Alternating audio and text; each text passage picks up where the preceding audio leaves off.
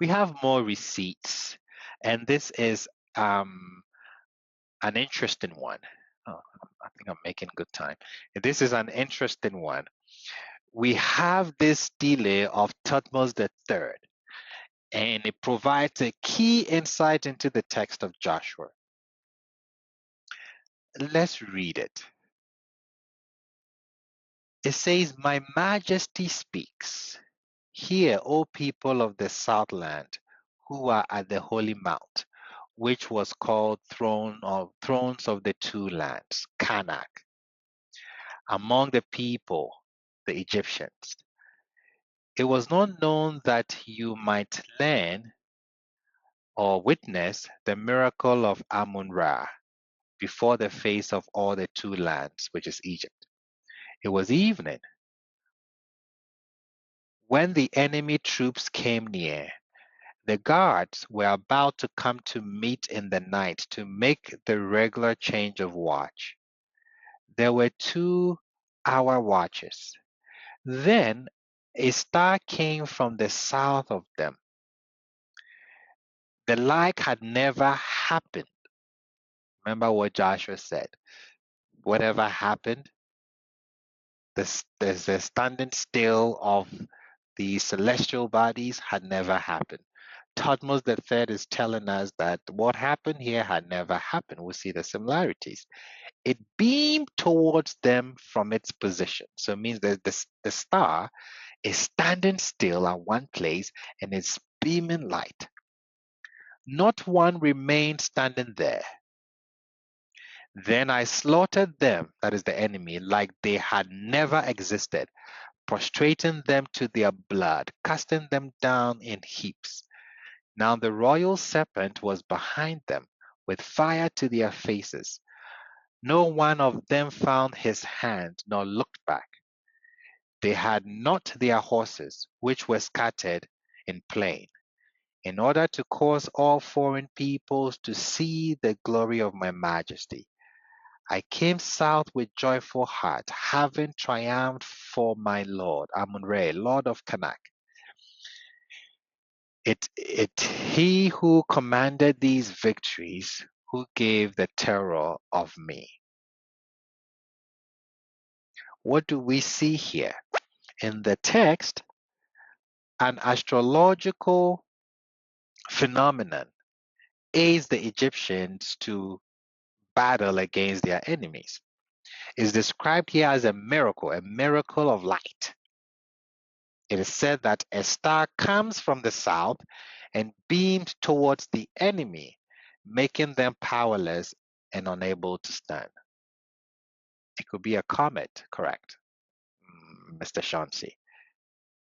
This bears similarities to Joshua 10, in which the sun and the moon are made to remain stationary while God gives his people victory. So what Thutmose III is telling us, it wasn't the sun or the moon that stood still.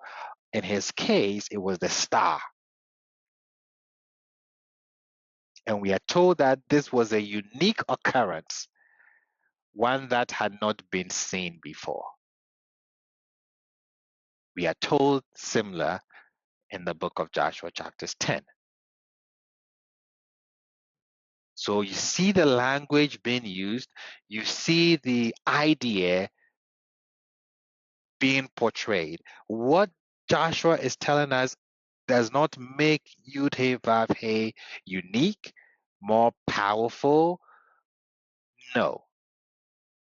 What Joshua is telling us is that I'm using the same genre, the same jargons, the same language, the same portrayals as my neighbors. But what my neighbors are doing is that they're giving us historical accounts, even though they're using these over the wall analogies. But I am not giving you a historical account. I'm going to make it seem historical by not deviating from the same, how the genre works, pretty much.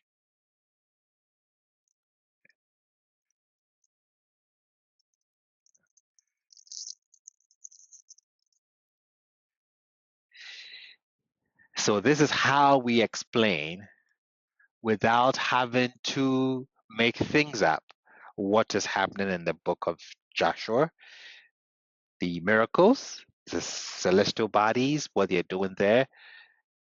It's just a genre that the author is using. So in closing, the account of Joshua 10 can be better understood by examining its similarities to other ancient Near Eastern texts. Through comparison, one can learn that divine intervention might come in the form of hail or meteorites falling upon enemies. An astrological phenomenon like a standing sun or a star or a moon, and a miracle, a sign which may be figurative. It's not saying that, hey, this really was the case. The star came and shone. That is not what they're talking about. These features are all parts of the ancient Near Eastern transmission code for conquest accounts. That is how they tell conquests. By understanding these ancient codes, we can further decode the elucidate the text of Joshua chapters 10. So the author went to make YHWH a warrior, a very I don't know which adjective to use, a very feisty warrior, arming YHWH. And in his attempt to arm YHWH, he had to look around him and see how armed, how brutal his contemporary deities are. Adad, the deities of the Assyrians, the deities of the Babylonians, and how they were conquering, how they were leveling the place, how they were ruling. So he takes his quill, he takes his papyrus, and then he sets it to writing. And then he paints YHWH, a warrior god, which means that he's already powerful. But then he arms him in such a way so that it's believable, so that it fits into the ancient Near East, how they wrote their conquest narrative. And then he would use that to champion or give ammunition to the king for his political ambitions. And that is what is done here in the conquest narrative for the book of Joshua. YHWH is armed, and this is how he is armed politically.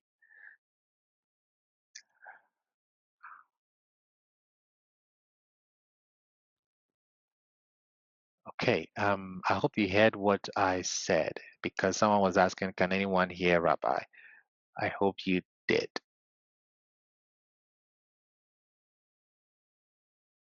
I heard what you said. Okay, cool. So this is how he's armed. Like I said, it's problematic to do this, because in arming YHWH this way, in writing the narrative of such conquest where there's ethnic cleansing, where it's supposed that the Canaanites are supposed to be wiped out completely, where we are told that in the Exodus, Amalek came and Amalek attacked, and that Amalek should be wiped completely off the face of the earth.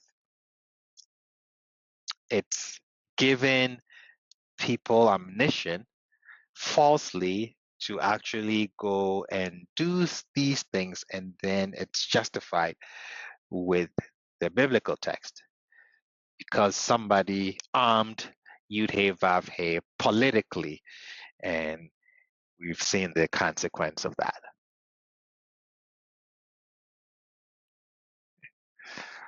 Awesome. Are there any questions, contributions, additions before we close. So we've closed the chapter on ARMED YHWH. We can move forward with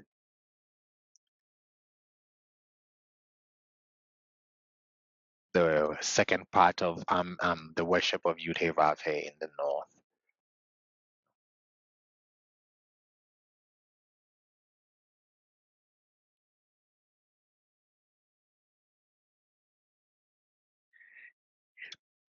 Any questions, any contributions?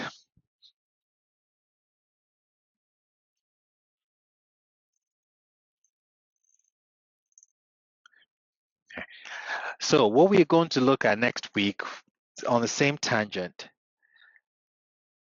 we're going to take the Elijah stories and then explain it to show the conflict between El and YHWH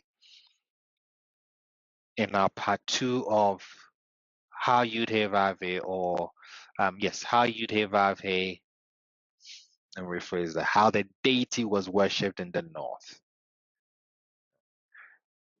The woman who said she had her last flower, she's going to make it with her child, they're going to eat it and then they're going to die. Why is that narrative there? You would understand better why that narrative is there. The battle between YHWH and then Baal, with the priest of Baal cutting up themselves, blah, blah, blah, all of that stuff. We'll look at the marriage of Ahab and Jezebel and we'll see how that affects, like what was going on in the north with the transition or the merger of El and YHWH. We'll